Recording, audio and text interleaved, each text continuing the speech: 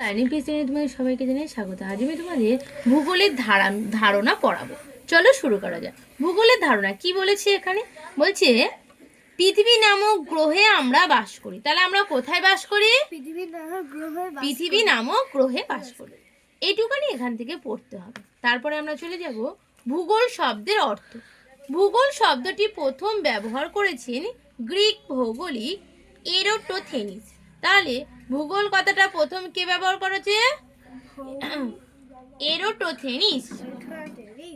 ভূ এবং গোল এই দুটি শব্দ মিলিয়ে ভূগোল কথাটি তৈরি হয়েছে। তাহলে ভূ আর গোল মিলিয়ে কিন্তু ভূগোল। তাহলে ভূ মানে কি? পৃথিবী।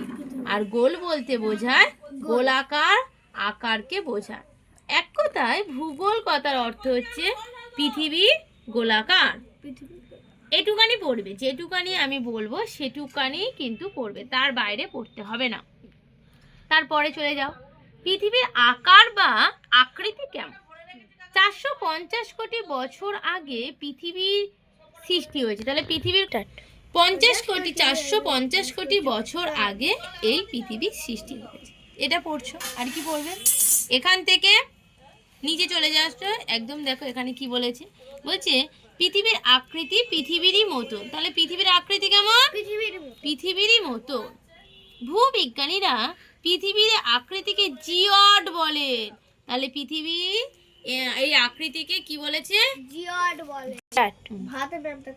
পৃথিবীর 3 ভাগ জল হবার কারণে মহাকাশ থেকে পৃথিবীকে নীল রঙের দেখা। একে নীল গ্রহ বলে বা ব্লু প্ল্যানেট বলা হয়। তাহলে এটা পড়ছো, এটা কিন্তু ইম্পর্টেন্ট একটা প্রশ্ন তোমাদের।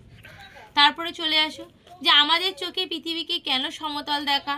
বলছে আমরা খালি চোখে পৃথিবী সামান্য অংশই দেখতে পাই। পৃথিবীর যে কত বিশাল তা আমরা বুঝতে পারি না। সেই কারণেই আমাদের কাছে মনে হয় পৃথিবী সমতল, কিন্তু আসলে তা সত্য নয়। পৃথিবী কিন্তু সমতল নয়। পৃথিবী যে গোলাকার তার জানার উপায় কি? না, বলছে 1519 খ্রিস্টাব্দে ম্যাগেলান নামে এক নাবিক পৃথিবীর অভিযানে বের হন। তার জাহাজ স্পেন থেকে যাত্রা শুরু করে। তারপর জাহাজটি আটলান্টিকা মহাসাগর পেরিয়ে প্রশান্ত মহাসাগর উপরে গিয়েছে। অবশেষে জাহাজটি ভারত মহাসাগর পার হয়ে স্পেনে গিয়ে পৌঁছায়।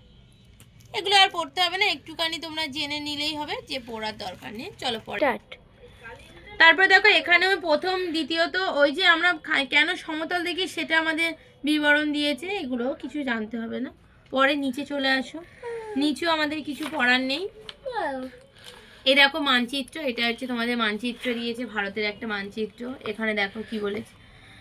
মানচিত্র কাকে বলে? না, কোনো অংশের ভূপ্রকৃতি, জনবসতি, রাস্তাঘাট ইত্যাদি স্কেলের সাহায্যে যে সমতল কাগজের ওপরে এঁকে দেখানো হয় তাকে আমরা বলবো মানচিত্র। এটাও কিন্তু পড়বে। এটা হচ্ছে আমাদের ভারতের মানচিত্র। আর এইটা ভূ শব্দের অর্থ কি? গোল। পৃথিবীকে আমরা দেখি কেমন? সমতলের মতো। পৃথিবীতে জলের পরিমাণ 3 ভাগ জল 1 ভাগ স্থল। ঠিক আছে, এটা আজকে তোমাদের এই পর্যন্ত। পরের দিন আমি পরে ভিডিও নিয়ে চলে আসবো। আজকে তোমাদের এই পর্যন্ত।